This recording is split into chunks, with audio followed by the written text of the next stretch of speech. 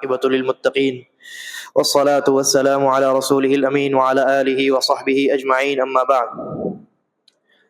الدروس المہمہ لعامۃ الامہ، عام مسلمانوں کے لیے ضروری اسباق و دروس، وہ ضروری باتیں جن کا جاننا عام لوگوں کے لیے واجب اور ضروری ہے، ان چیزوں کا بیان اس کتاب میں آنے والا ہے۔ اس کتاب میں جو پہلا درس ہے، جیسا کہ میں نے ذکر کیا تھا، وہ سورۃ الفاتحہ اور قصار السور کے بارے میں ہے، سورۃ الفاتحہ اور چھوٹی چھوٹی سورتوں کے بارے میں۔ شیخ ابن باز رحمہ اللہ کی یہ کتاب ہے، چنانچہ شیخ فرماتے ہیں الدرس الاول، پہلا درس سورۃ الفاتحہ و قصار السور، سورۃ الفاتحہ کے متعلق اور چھوٹی چھوٹی سورتوں کے تعلق سے ہے۔ فرماتے ہیں سورۃ الفاتحہ وما امکن من قصار السور من سورۃ الزلزلہ الى سورۃ الناس، کہ سورۃ الفاتحہ کے ساتھ ساتھ سورۃ الناس سے لے کر کے سورۃ الزلزلہ اذا زلزلت الارض زلزالہا، یہ تمام صورتیں چھوٹی چھوٹی جو صورتیں ہیں، ان صورتوں کی صحیح قرات کی تلقین کی جائے، تلقیناً و تصحیحاً للقراءہ، اس کے بعد سامنے والے انسان کی قرات کو سن کر اس کی قرات کو درست کیا جائے، و تحفیظاً، اور ان صورتوں کو اچھے طریقے سے مضبوط طریقے پر پختہ یاد کیا جائے، و شرحاً لما یجب فہمہ، اور ان صورتوں کی شرح پیش کی جائے، خاص کر کے ان مقامات کی جن کا جاننا سمجھنا عوام کے لیے ضروری۔ اس میں ان صورتوں کے تعلق سے شیخ نے 4 کام کرنے کا ذکر کیا ہے۔ سب سے پہلا کام ہے تلقین۔ تلقین کا معنی کیا ہوتا ہے؟ تلقین کا مطلب ہوتا ہے کہ کسی انسان کو کوئی چیز پڑھانا۔ یہاں پہ تلقین سے مراد کیا ہے؟ کسی کو کوئی چیز بتانا یا کسی چیز کی قرات کروانا کہ آپ ایسے پڑھیے، اور اس کا طریقہ یہ ہوگا کہ پہلے استاذ خود قرات کرے گا، تو یہ تلقین کروا رہا ہے، اس کے بعد سامع اس کی قرات کو دہرائے گا، تو جب وہ دہرائے گا تو اس کی قرات میں اگر کہیں خامی ہو، خرابی ہو، تو اس کی قرات کی تصحیح کی جائے گی، یعنی اس کی قرات کو درست کیا جائے گا۔ یہ دوسری چیز ہے تصحیحا للقراءہ۔ اب اس کے بعد صحیح طریقے پر پڑھا دیا گیا، آپ نے صحیح طریقے سے پڑھ لیا، اس کے بعد حفظ کا مرحلہ آتا ہے، یاد کرنے کا مرحلہ آتا ہے، اور جب آپ نے یاد کر لیا تو ظاہر ہے کہ اس کو آپ اپنی نمازوں میں تلاوت کریں گے، ایسے بھی اس کی تلاوت کریں گے۔ لہٰذا حفظ کرنے کے بعد، یاد کرنے کے بعد، اب ان صورتوں کے سمجھنے اور ان صورتوں کی تفسیر بیان کرنے یا اس کی تفسیر کو سیکھنے اور سکھانے کا مرحلہ آتا ہے۔ یہ 4 مراحل۔ چنانچہ سورۃ الفاتحہ سے لے کر کے سورۃ الفاتحہ اور سورۃ الناس سے سورۃ الزلزلہ تک یہ جو صورتیں ہیں، ان صورتوں کی انشاءاللہ ہم سب سے پہلے قرات کریں گے، یعنی آپ کو میں ایک ایک آیت پڑھ کر کے تلاوت کر کے سناؤں گا اور آپ اس کو دہرائیں گے، اور اگر مجھے کہیں خرابی یا خلل یا غلطی سمجھ میں آئی تو میں اس کی تصحیح کروں گا، اس کو درست کروں گا۔ وہ تصحیح آپ کو یاد رکھنی ہے۔ اس کے بعد آپ کو جس طریقے سے صحیح قرات کے ساتھ آپ نے اس کی تلاوت کی ہے، پھر اس کو آپ کو یاد کر لینا ہے، اور یاد کر لینے کے بعد پھر انشاءاللہ اس کی شرح اور اس کی تفسیر انشاءاللہ شروع کی جائے گی۔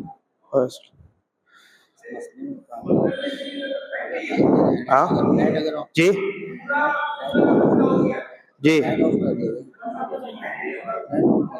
کیا جا سکتا ہے، کوئی مسئلہ نہیں، ہاں کر دیجیے۔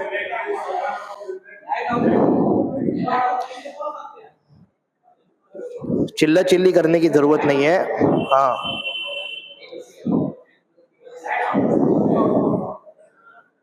بھائی بڑے علماء سے یہ مسئلہ پوچھا گیا ہے، انہوں نے کہا آف کرنا ہے آف کیجئے، نہیں کرنا ہے مت کیجئے، کوئی شرعی مسئلہ نہیں ہے تو آف کر دیجئے، کیا مسئلہ ہے اس میں شور شرابہ کرنے کی کوئی ضرورت نہیں ہے۔ لائٹ آف کر دیجئے.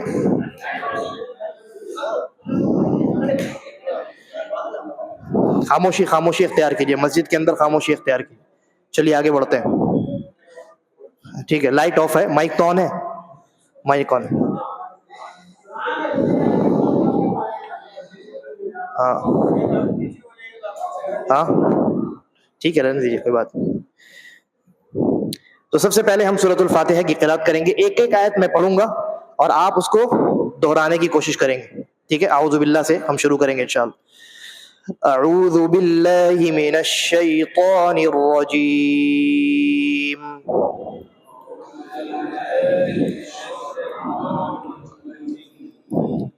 بسم اللہ الرحمن الرحیم.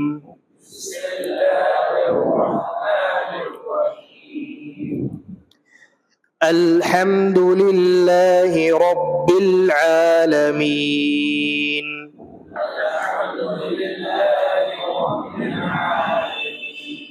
پہلی آیت میں عام طور سے جو غلطی ہوتی ہے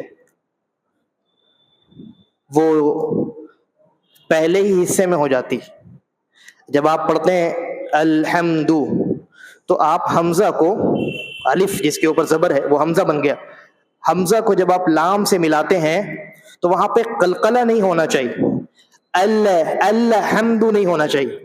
اور ویسے ہی رب العالمین میں رب العالمین نہیں ہونا چاہیے. دونوں جگہ آواز لام میں مل کر کے رک جائے گی, دوبارہ واپس نہیں آئے گی.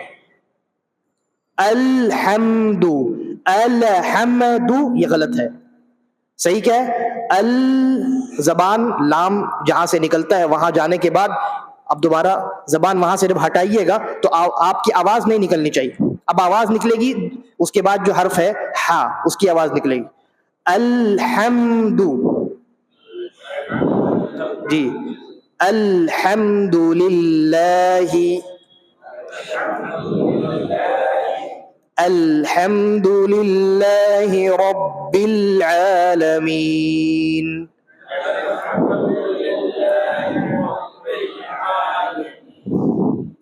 الرحمن الرحیم.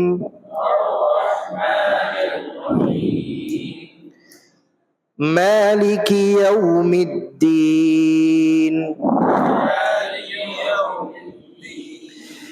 اس آیت میں بہت سارے لوگ یوم الدین پڑھتے ہیں. یو یہ غلط ہے. یا کو واو میں جب ملایا جائے تو واو کی طرح آواز نکالنی ہوگی, یو نہیں.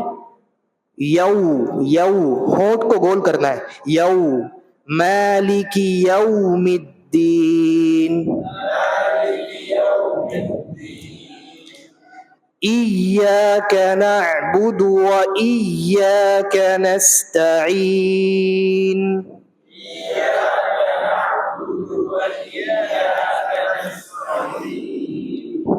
یہاں اس آیت میں جو ہم پڑھتے ہیں ایاک, وہاں پہ آپ قرآن کریم میں دیکھیے گا تو حمزہ کے نیچے کسرہ ہے, زیر ہے, اور اس کے بعد یا کے اوپر کیا ہے؟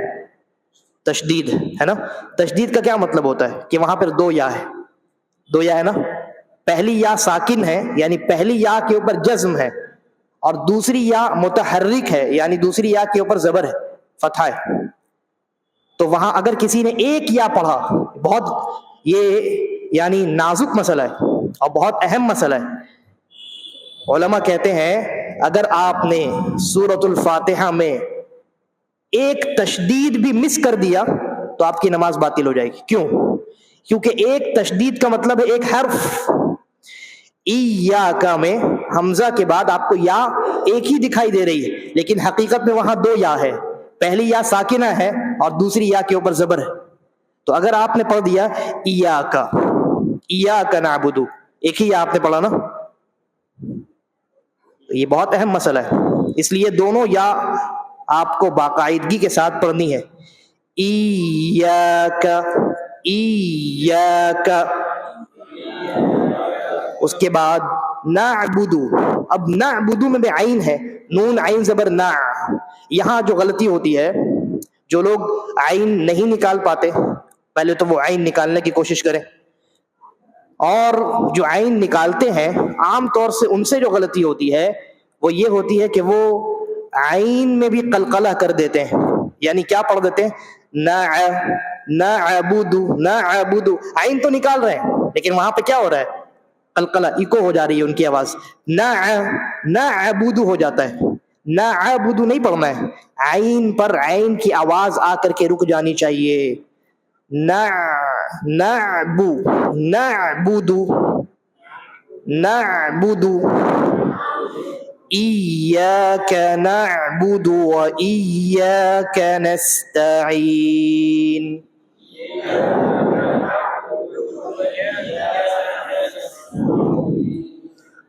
اہدنا الصراط المستقیم.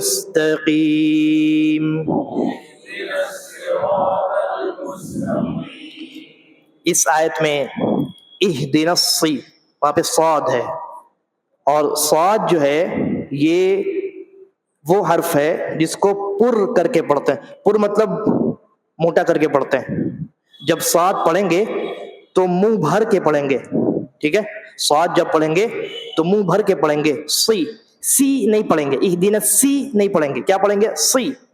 اور دوسری بات، جب سی پڑھیں گے تو ہونٹ گول نہیں ہونا چاہیے، بہت سارے لوگ ایسے پڑھتے ہیں، اہدنا سی، سی پڑھتے ہیں، سی، ہونٹ کا کوئی استعمال نہیں ہے یہاں پہ، حرف کو موٹا کرنا ہے لیکن وہ منہ کے اندر سے ہوگا، ہونٹ کا کوئی استعمال نہیں ہے یہاں پہ، لہذا ہم کیسے پڑھیں گے، اہدنا الصی، اہدنا الصراط المستقیم.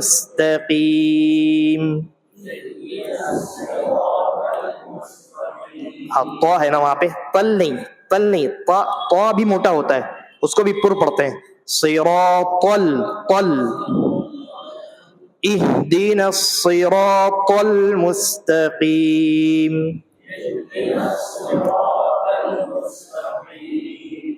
صراط الذین انعمت علیہم.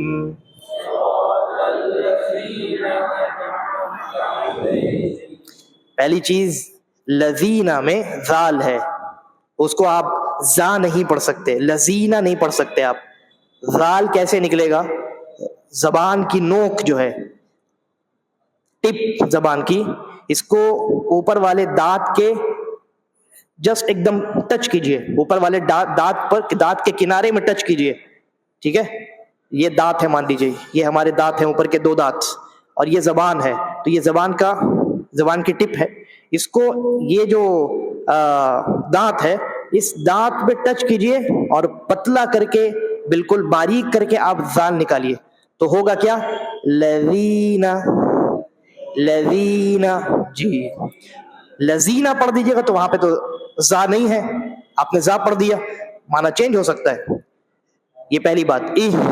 یہ صراط الذین،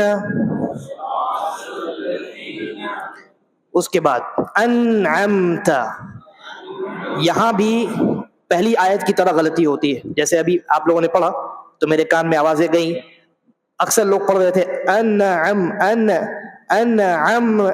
تو ان جو آپ کر رہے ہیں، ان سلو موشن میں، ان، یہ نہ جو دوبارہ نکل رہا ہے نا، یہ نہیں نکلنا چاہیے، انعمت، میں نے پڑھا تو جب میں نے انعمت پڑھا تو نون کی آواز، میم کی آواز دوبارہ نکلی، نہیں نکلی، انعمت، پریکٹس کرنے کی چیز ہے یہ ذرا مشکل چیز ہے، کیونکہ ہم لوگ عربی نہیں ہے، اور عربی نہ ہونے کی وجہ سے بہت ساری غلطیاں ہم سے ہوتی ہیں. 9:15 ہو چکا ہے، 15 منٹ تو ہو چکا ہے، 1 منٹ، 9:16 ہونے دیجیے، 9:16 ہونے دیجیے. صراط الذین انعمت علیہم،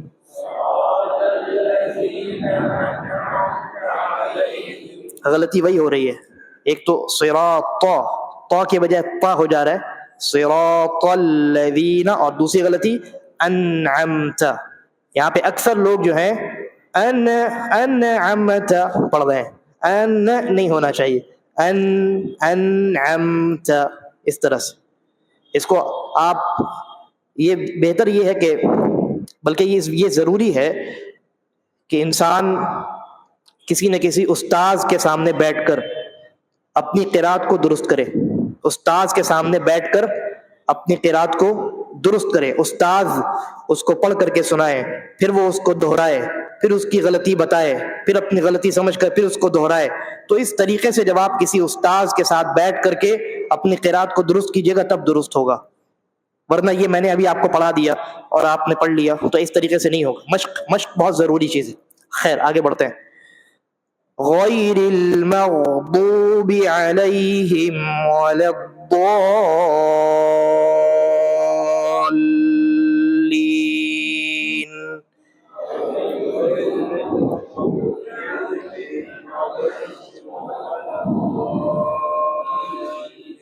اس آیت کو دو حصے میں پڑھتے ہیں. سب سے پہلا حصہ ہے غیر الغی، غین بھی موٹا کرنا ہے. آپ اگر پڑھیے غیر غین جو ہے یہ پر پڑھے جانے والے حروف میں سے ہے، تو غیر نہیں پڑھنا ہے، غی. ہونٹ موٹا نہیں ہونا چاہیے، ہونٹ گول نہیں ہونا چاہیے، غی نہیں کرنا آپ کو. ہونٹ آپ کے جیسے ہیں ویسے ہی رہیں گے، لیکن آپ کو منہ بھر کر کے غین کو ادا کرنا ہے. غی، میرے ہونٹ کو دیکھیے، میرے ہونٹ گول نہیں ہو رہے ہیں. غی تو نہیں ہو رہے. ہاں غیر اس کے بعد پھر دوبارہ غین آنے والا ہے مغ. تو وہاں بھی بہت سارے لوگ یا تو بلکہ اکثر لوگ یہی پڑھتے ہیں مگ پڑھ دیتے، مگ. گاف کی آواز وہاں پہ نکالتے، گاف کی آواز یا جی کی آواز نہیں نکلنی چاہیے، مگ نہیں ہونا چاہیے. مگ چائے پینے والا جو مگ ہوتا ہے، بہت سارے لوگ مگ پڑھتے ہیں. غین جہاں سے آپ نکال رہے ہیں وہیں سے یہاں بھی غین کی آواز نکالنی، مغ، حلق کے ٹھیک باہر سے مغ. جی اس کے بعد ضاد. ضاد یہ وہ حرف ہے جس کا مخرج یعنی جس کو ادا کرنا سب سے زیادہ مشکل ہے. تو جب تک آپ کسی استاذ کے سامنے نہیں بیٹھیں گے تب تک ضاد کا مخرج تو نکلنے سے رہا. ضاد کا مخرج ذرا ٹف ہے، لیکن میں آپ کو بتاتا ہوں اس کو نکالنا کیسے. یہ ہمارا یہ منہ کا اوپری حصہ ہے، تالو جس کو ہم کہتے ہیں، اور یہ ہماری زبان ہے. اور تالو کے دونوں طرف دانت ہے، یہاں بھی 4 دانت ہے، یہاں بھی 4 دانت، وزڈم تیتھ جن کو کہا جاتا ہے. 4 دانت ہوتے ہیں نا دونوں طرف، اور یہ ہماری زبان ہے. تو جب آپ ضاد ادا کریں گے ضاد تو کیا ہوگا؟ بہتر یہ ہے، آسان طریقہ بھی یہی ہے کہ لیفٹ سائڈ کی زبان کا جو کنارہ ہے، یہ جو کنارہ ہے، یہ پوری زبان ہے نا ہماری، یہ والا جو حصہ ہے، اس حصے کو یہاں جو 4 دانت ہیں ان 4 دانتوں کے آپ جڑ پہ لگائیے، یا 4 دانتوں کے اندر والے حصے سے لگائیے. اور جب آپ لگائیے گا زبان آپ کا پورا ہی اوپر میں ٹچ ہوگا، ٹھیک ہے، لیکن پریشر یہاں پہ ڈالنا ہے آپ کو، تب ضاد نکلے گا. ضاد. اب اگر آپ نے پریشر سامنے والے حصے میں ڈال دیا تو وہ وا ہو جائے گا. اگر آپ نے سامنے والے حصے پہ اگر آپ نے دباؤ ڈال دیا تو کبھی ضاد نہیں نکلے گا، وہ وا نکلے گا، وا یا زا کی آواز نکل جائے گی. ٹھیک ہے، لہذا اس آیت کو ہم لوگوں کو پڑھنا کیسے؟ غیر المغضوب. زو بھی غلط ہے، دو بھی غلط ہے، نہ دال ہے نہ زا یا زا ہے، بلکہ ایک پرماننٹ مستقل اس کا الگ سے مخرج ہے ضاد نکالنے کا. تو اس کا مخرج سیکھنا ضروری ہے. لیکن ایسا نہیں ہے کہ ابھی تک آپ نے جتنی نمازیں پڑھی ہیں وہ ساری نمازیں باطل ہو گئیں، یا جب تک آپ سے نہیں نکلتا ہے تب تک آپ کی نمازیں باطل رہیں گی، ایسا نہیں ہے. لیکن سیکھنا تو ضروری، سیکھنا ضروری. اس میں بہت زیادہ مطلب یہ کہ علماء نے تشدد تو نہیں اختیار کیا ہے، بہت سختی نہیں کی ہے، لیکن اہتمام انسان کو کرنا چاہیے.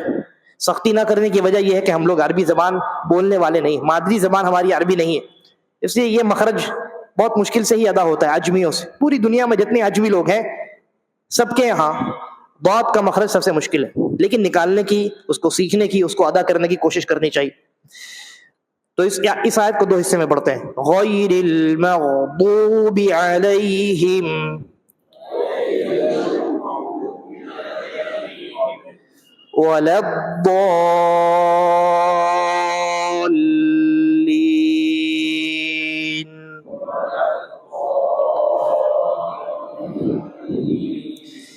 ایک غلطی جو اس میں ہوتی ہے کہ ولا الضالین میں جو ضال کے بعد لام ہے، لام جو ہے، لام کے نیچے صرف زیر نہیں ہے بلکہ لام کے اوپر تشدید بھی ہے. مطلب وہاں کتنے لام ہیں؟ 2 لام ہے. تو اگر آپ نے ایک لام مس کر دیا، آپ نے اگر ایسے پڑھا ولا الضالین، ضالین، ایک لام چھوڑ دیا آپ نے، غلط ہو جائے گا. اس لیے وہاں دونوں لام ادا کرنا ہے. ولا الضالین، ولا الضالین، اس طرح سے دونوں لام ادا کرنے ہیں. اور اس کے بعد انسان آمین کہتا ہے. نماز میں اگر ہو تو مقتدی بھی آمین کہتا ہے اور امام بھی آمین کہتا ہے. تو یہ سورۃ الفاتحہ ہے جس کی ہم نے آج قرات کی ہے. سورۃ الفاتحہ کے تعلق سے کچھ اہم باتیں میں آپ کے سامنے رکھتا ہوں. سب سے پہلی بات تو یہ کہ سورۃ الفاتحہ قرآن مجید میں نازل ہونے والی تمام سورتوں میں سب سے عظیم سورہ ہے، افضل ترین سورہ ہے. آیتوں میں سب سے عظیم آیت کون سی ہے؟ آیت الکرسی. اور سورتوں میں سب سے عظیم سورہ سورۃ الفاتحہ. دوسری بات، سورۃ الفاتحہ قرآن مجید کی وہ پہلی سورہ ہے جو ایک بار میں پوری کی پوری نازل ہو گئی تھی. بہت ساری سورتیں ایک بار میں نازل ہوئی ہیں، لیکن سب سے پہلے جو سورہ سب سے پہلے مکمل طور پہ ایک ہی بار میں نازل ہو گئی وہ سورۃ الفاتحہ ہے، وہ سورۃ الفاتحہ. ورنہ آپ دیکھیے سورۃ البقرہ، سورہ آل عمران، لمبی لمبی صورتیں وہ جو ہے تھوڑا تھوڑا کر کے نازل ہوئی. بلکہ ایسا بھی ہے کہ کچھ سورتوں کی کچھ آیتیں مکے میں نازل ہوئی ہجرت سے پہلے، اور کچھ آیتیں ہجرت کے بعد نازل ہوئی، ہے نا. لیکن سورۃ الفاتحہ وہ پہلی سورت تھی جو ایک بار میں نازل ہو گئی. اور سورۃ الفاتحہ جب ایک بار میں نازل ہو گئی تو اس کے بعد پھر ایک بار میں مزید اور سورتیں نازل ہوئی. جو چھوٹی چھوٹی سورتیں ہیں ایک بار میں نازل ہونے والی، وہ سب سورۃ الفاتحہ کے بعد نازل ہوئی. تو سب سے پہلے ایک بار میں نازل ہونے والی سورہ کون سی ہے؟ سورۃ الفاتحہ. اور سورۃ الفاتحہ قرآن مجید کی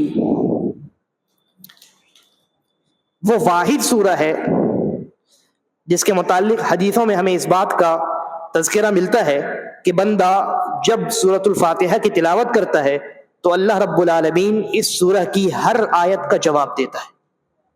ہر آیت کا جواب اللہ رب العالمین دیتا ہے. نبی اکرم صلی اللہ علیہ وسلم نے فرمایا کہ اللہ رب العالمین فرماتا ہے قسمت الصلاۃ بینی وبین عبدی نصفین. میں نے، اللہ تعالیٰ فرماتا ہے، حدیث قدسی ہے، اللہ کے نبی فرماتے ہیں، اللہ تعالیٰ فرماتا ہے کہ میں نے نماز کو اپنے اور اپنے بندوں کے درمیان آدھا آدھا تقسیم کر دیا ہے. یہاں نماز سے مراد کیا ہے؟ سورۃ الفاتحہ. ایک بات یہ بھی معلوم ہوئی کہ سورۃ الفاتحہ کا ایک نام الصلاۃ یعنی نماز بھی ہے. اللہ تعالیٰ نے خود اس سورہ کو الصلاۃ کہا ہے. اور نبی اکرم صلی اللہ علیہ وسلم کی دوسری حدیثیں دیکھیے، آپ کو اس کی وجہ معلوم ہوگی. اللہ کے نبی صلی اللہ علیہ وسلم فرمایا لا صلاۃ لمن لم یقرأ بفاتحۃ الکتاب. اس آدمی کی نماز درست نہیں ہے جو آدمی اپنی نماز میں سورۃ الفاتحہ کی تلاوت نہ کرے. یعنی نماز کے ارکان میں سورۃ الفاتحہ کو بڑی اہمیت حاصل، اتنی زیادہ اہمیت حاصل ہے کہ اللہ کے نبی صلی اللہ علیہ وسلم نے سورۃ الفاتحہ نہ پڑھنے کی صورت میں نماز کو باطل قرار دیا. اور اللہ تبارک و تعالی نے سورۃ الفاتحہ کو نماز کے نام سے موسوم کیا ہے. جس طریقے پر حج کا مہینہ چل رہا ہے، حج میں انسان جب جاتا ہے تو کئی اعمال انجام دیتا ہے، طواف کرتا ہے، سعی کرتا ہے، منا، مزدلفہ، عرفہ، قربانی وغیرہ بہت سارے اعمال ہیں. لیکن نبی اکرم صلی اللہ علیہ وسلم نے کیا فرمایا؟ الحج عرفہ. حج عرفہ میں ٹھہرنے کا نام ہے. حج عرفہ میں ٹھہرنے کا نام ہے. لیکن کیا صرف عرفہ میں ٹھہرنا حج ہے؟ نہیں. عرفہ میں ٹھہرنے کو حج کیوں کہا گیا؟ کیونکہ وہ حج کے تمام ارکان میں سب سے زیادہ اہمیت کا حامل رکن ہے. اسی طریقے پر نماز کے تمام ارکان میں سورۃ الفاتحہ کو بہت زیادہ اہمیت حاصل ہے. اتنی اہمیت کہ اللہ تعالیٰ نے سورۃ الفاتحہ کا نام ہی نماز رکھ دیا ہے، الصلاۃ. تو اللہ رب العالمین فرماتا ہے قسمت الصلاۃ بینی وبین عبدی نصفین. میں نے اب میں نے نماز کو اپنے اور اپنے بندوں کے درمیان آدھا آدھا تقسیم کر دیا ہے. اس کے بعد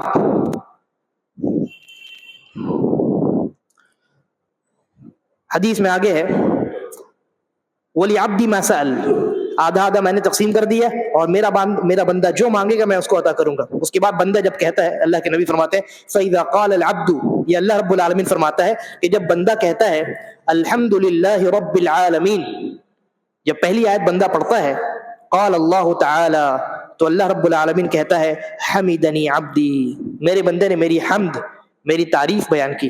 اللہ تعالیٰ جواب دیتا ہے. پھر جب بندہ کہتا ہے الرحمن الرحیم، تو اللہ رب العالمین کہتا ہے اثنا علی عبدی، میرے بندے نے میری دوبارہ تعریف بیان کی. پھر جب بندہ کہتا ہے مالک یوم الدین، تو اللہ تبارک و تعالیٰ جواب دیتا ہے مجدنی عبدی، میرے بندے نے میری بزرگی بیان کی، میری بڑائی، میری عظمت بیان کی. اس کے بعد جب بندہ چوتھی آیت پڑھتا ہے ایاک نعبد و ایاک نستعین، تو اللہ تعالیٰ کہتا ہے ھذا بینی و بین عبدی نصفین. یہ آیت یہ بیچ کا حصہ ہے. یہاں سے آدھا میرے لیے، سورۃ الفاتحہ کا آدھا حصہ میرے لیے اور آدھا حصہ میرے بندے کے لیے. جب ہم اس کی تفسیر کریں گے تو آپ کو سمجھ میں آئے گا کہ کیسے اللہ تعالیٰ کے لیے اور کیسے ہمارے لیے. اس کے بعد بندہ آگے پڑھتا ہے، دعا مانگتا ہے اہدنا الصراط المستقیم صراط الذین انعمت علیہم غیر المغضوب علیہم ولا الضالین آمین. اللہ تعالیٰ کہتا ہے ھذا لعبدی، یہ میرے بندے کا حصہ ہے.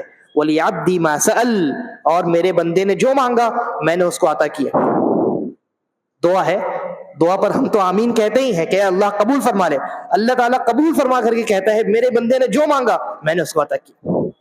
تو سورۃ الفاتحہ یہ ایسی عظیم سورہ ہے جس کی تلاوت پر، ہر آیت کی تلاوت پر اللہ رب العالمین جواب دیتا ہے.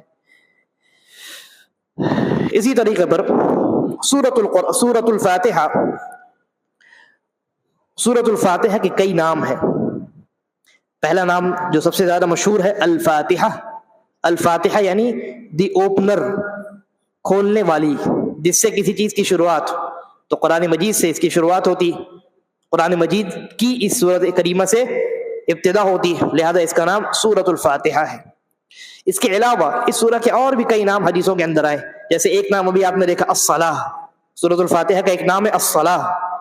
اور اسی طریقے پر سورۃ الفاتحہ کا ایک نام ہے الشفاء، سورۃ الفاتحہ کا ایک نام ہے الرقیہ، اور سورۃ الفاتحہ کا ایک نام ہے ام الکتاب یا ام القرآن. یعنی اصل، بیس یا بنیاد. کے اور بھی کئی معنی ہوتے ہیں. ٹھکانہ بھی کا معنی ہوتا ہے، کا معنی ماں بھی ہوتا ہے، اور کا معنی اصل اور بنیاد یعنی فاؤنڈیشن، بیس، یہ بھی معنی ہوتا ہے. ام القرآن یا ام الکتاب کا معنی کیا ہوا کہ سورۃ الفاتحہ پوری قرآن کریم کی بنیاد ہے. سورۃ الفاتحہ قرآن مجید کی بنیاد ہے، قرآن مجید کی بیس ہے. اور پورا قرآن مجید اللہ تبارک و تعالی نے سورۃ الفاتحہ کی تشریح اور تفسیر کے لیے نازل فرمایا. بندہ اس سورہ میں اللہ سے سیدھے راستے کی ہدایت مانگتا ہے، اور جو لوگ اللہ کے غضب کے شکار ہوئے، جو گمراہ ہو گئے، جو غلط راستے پر چلے گئے، ان سے پناہ مانگتا ہے. پورا قرآن اسی سے تو بھرا ہوا ہے. پورے قرآن مجید میں اللہ تعالیٰ نے سیدھے راستے کو بیان کیا ہے، وضاحت کی ہے کون سا راستہ سیدھا ہے، کون سی چیزیں حلال ہے، کون سی چیزیں حرام ہے، توحید کیا ہے، شرک کیا ہے. جو لوگ توحید کے راستے پر چلے، فرما برداری کرتے رہے، ان کو کیا ملے گا، ان کا کیا انجام ہوا، اور وہ جنت میں اور آخرت میں کن نعمتوں کو حاصل کریں گے. اور جو اس راستے کو چھوڑ کر گمراہ ہو گئے، ان کا کیا انجام ہوا، اور قیامت میں ان کے ساتھ ان کا کیا حشر ہونے والا ہے. لہذا قرآن کریم سورۃ الفاتحہ کی تفسیر ہے، قرآن مجید سورۃ الفاتحہ کی تفصیل ہے. اللہ تعالیٰ نے سورۃ الفاتحہ کو نازل کر کے پورے قرآن مجید کو سورۃ الفاتحہ کی ایکسپلینیشن میں نازل فرمایا. اسی لیے خود نبی اکرم صلی اللہ علیہ وسلم نے سورۃ الفاتحہ کو ام القرآن اور ام الکتاب کے نام سے حدیث کے اندر موسوم کیا. سورۃ الفاتحہ کی پہلی آیت دیکھتے ہیں. اللہ رب العالمین فرماتا ہے، اچھا اس سے پہلے ایک اخیر بات یہ ہے کہ سورۃ الفاتحہ میں کتنی آیتیں؟ 7 آیتیں، اور اس بات پر کوئی اختلاف نہیں ہے، سب متفق ہے، تمام علماء متفق ہیں کہ سورۃ الفاتحہ میں 7 آیتیں ہیں. لیکن علماء کا اختلاف اس بات پر ہے کہ سورۃ الفاتحہ میں جو 7 آیتیں ہیں تو کیا ان میں بسم اللہ الرحمن الرحیم شامل ہے، یا بسم اللہ کو چھوڑ کر کے الحمدللہ رب العالمین سے سورۃ الفاتحہ کی شروعات ہوتی. یہ مسئلہ اہل علم کے درمیان مختلف فی ہے. البتہ جمہور علماء، زیادہ تر علماء اس طرف گئے ہیں، اور یہی زیادہ مضبوط بھی معلوم ہوتا ہے یہ سٹینڈ، یہ موقف، کہ سورۃ الفاتحہ کی پہلی آیت الحمدللہ رب العالمین ہے. بسم اللہ الرحمن الرحیم ایک پرماننٹ آیت ہے لیکن سورۃ الفاتحہ کا حصہ نہیں ہے. تو آیت نمبر 1 الحمدللہ رب العالمین ہے. عام طور سے ہندوستان میں جو مصحف پبلش ہوتا ہے، جو ایڈیشن آپ کے گھر پہ ہوگا، آپ نکال کر کے دیکھیے گا تو وہاں بسم اللہ الرحمن الرحیم کے بعد نمبر 1 لکھا ہوا ہے، آیت نمبر 1 ہے نا. یہ ایک قول ہے علماء کا، لیکن دوسرا قول زیادہ مضبوط ہے اور زیادہ تر علماء اسی کا قائل ہیں کہ بسم اللہ الرحمن الرحیم سورۃ الفاتحہ کا حصہ نہیں ہے، پرماننٹ ایک آیت. سورۃ الفاتحہ کی ابتدا ہوتی ہے الحمدللہ رب العالمین پہلی آیت، الرحمن الرحیم دوسری آیت، مالک یوم الدین تیسری آیت، ایاک نعبد و ایاک نستعین چوتھی آیت، اہدنا الصراط المستقیم پانچویں آیت، صراط الذین انعمت علیہم چھٹی آیت، غیر المغضوب علیہم ولا الضالین ساتویں آیت. اور جو علماء سورۃ الفاتحہ میں بسم اللہ کو شامل کرتے ہیں تو آیت تو 8 ہو جائے گی. تو ان کے یہاں آخری آیت جو ہے غیر المغضوب علیہم ولا الضالین صراط الذین انعمت علیہم سے، صراط الذین انعمت علیہم اور غیر المغضوب علیہم ولا الضالین، وہ کہتے ہیں یہ دونوں 2 آیتیں نہیں ہیں، ایک ہی آیت. ٹھیک ہے، لیکن میں نے جیسا کہ عرض کیا راجح قول، زیادہ مضبوط موقف، اسٹرانگ اسٹینڈ یہ ہے کہ بسم اللہ سورۃ الفاتحہ کا حصہ نہیں ہے. اور اس کی سب سے بڑی دلیل وہی حدیث ہے جو میں نے ابھی آپ کے سامنے پیش کی. اللہ تعالیٰ نے فرمایا کہ میں نے نماز کو یعنی سورۃ الفاتحہ کو 2 حصے میں ڈیوائڈ کر دیا. تو یہ ڈویژن کس آیت میں ہو رہا ہے؟ ایاک نعبد و ایاک نستعین میں ہو رہا ہے نا. اور سورۃ الفاتحہ میں 7 آیتیں ہیں، یعنی ایاک نعبد و ایاک نستعین سے پہلے 3 آیتیں ہونی چاہیے. اگر آپ نے بسم اللہ کو ایڈ کر دیا تو 4 آیتیں ہو جاتی ہیں. تو ایاک نعبد و ایاک نستعین بیچ میں تو نہیں ہو پایا. اس لیے علماء نے کہا کہ راجح قول یہ ہے کہ سورۃ الفاتحہ کی پہلی آیت الحمدللہ رب العالمین ہے. پہلی آیت پر مختصر گفتگو کرتے ہیں آج کے درس میں. ہم پڑھتے ہیں الحمدللہ رب العالمین. الحمد میں حمد ہے، اردو میں بھی ہم سنتے ہیں حمد باری تعالی، حمد یعنی تعریف. لیکن عربی زبان میں حمد کے لیے یعنی تعریف کے لیے اور بھی الفاظ آتے ہیں، جیسے مدح آتا ہے. مدح اور حمد یہ دونوں الفاظ استعمال ہوتے ہیں، لیکن دونوں میں فرق ہے. یہاں پر مدح کا لفظ استعمال نہیں کیا گیا، المدح للہ نہیں کہا گیا، الحمد للہ کہا گیا. کیوں؟ اس لیے کہ مدح اور حمد میں فرق ہے. فرق یہ ہے کہ مدح کا معنی ہوتا ہے صرف تعریف، صرف تعریف، مجرد تعریف.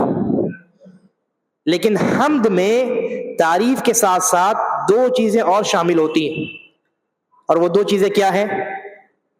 وہ اللہ رب العالمین سے محبت اور اللہ رب العالمین کی تعظیم. یہ دونوں چیزیں شامل ہیں.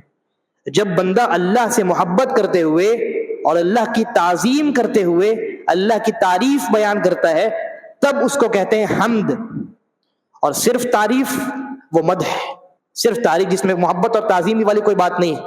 بادشاہ کے دربار میں، بڑے آدمی کے دربار میں اس کے چوکھٹ پر کوئی جائے اور بہت تعریف کرے تاکہ اس سے مال ملے تو وہ اس کی حقیقت میں نہ اس کی عزت کرتا ہے نہ اس سے محبت کرتا ہے، بس اوقات جانتا پہچانتا بھی نہیں. لہذا یہاں مدح کا لفظ استعمال نہیں ہوا، حمد کا لفظ استعمال ہوا ہے.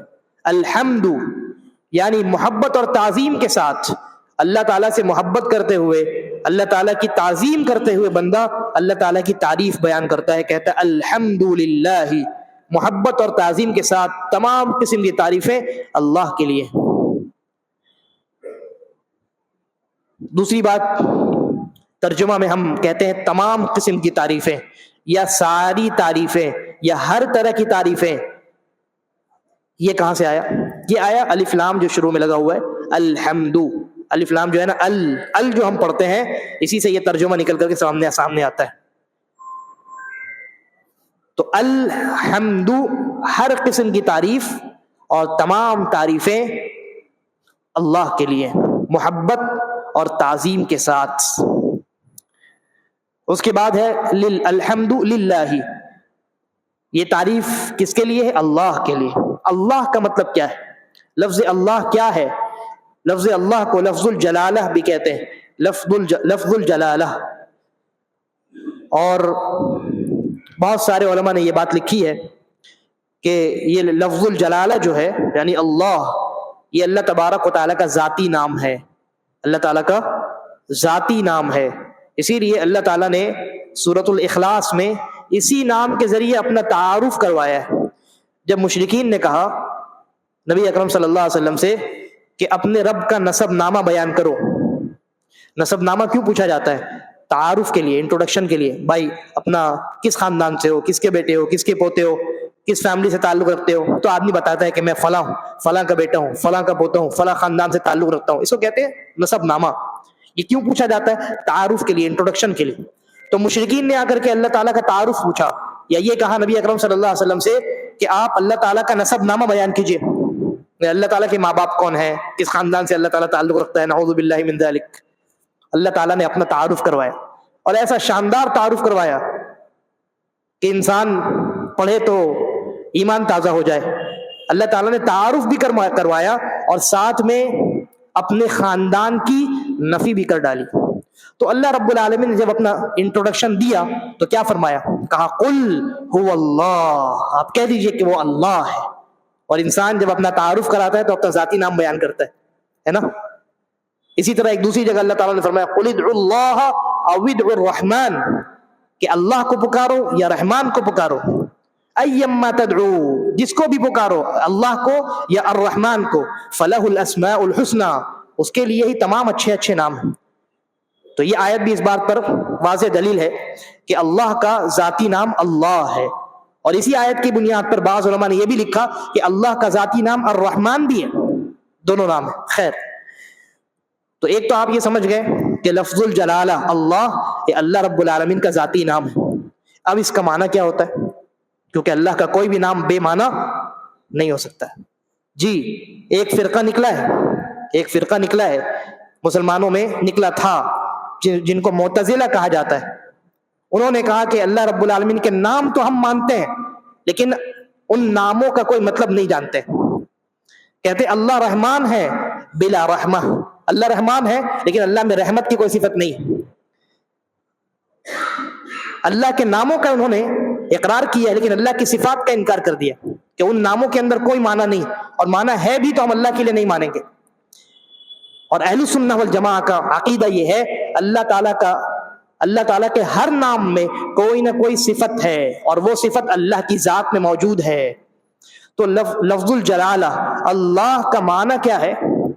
لفظ الجلالہ اللہ یہ الالہ سے بنا ہے.